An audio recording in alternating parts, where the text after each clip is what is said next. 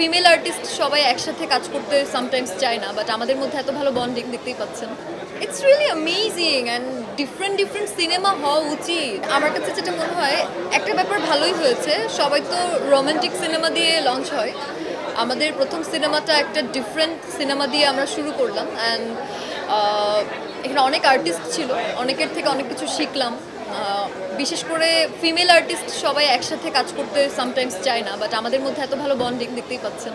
আমরা 4 জন female artist মিলে কাজ করেছি, মানে দারুণ এক্সপিরিয়েন্স।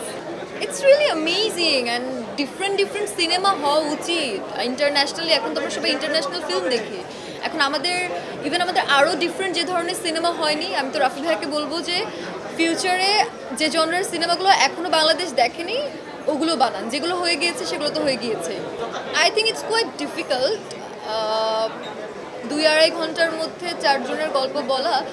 তখন হবে কি, একটা গল্পে, এটা যদিও আমাদের এই সিনেমাতেও হয়েছে, মানে কোনো না কোনো গল্পে একটু কম পড়ে যায় সব কিছু মিলে।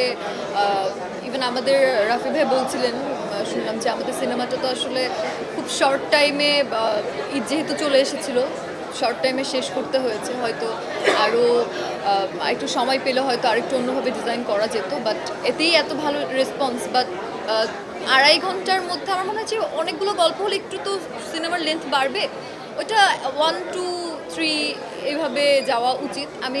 আমার মনে হয় এটা আমি বললাম, বাট আমি ভুলও হতে পারি।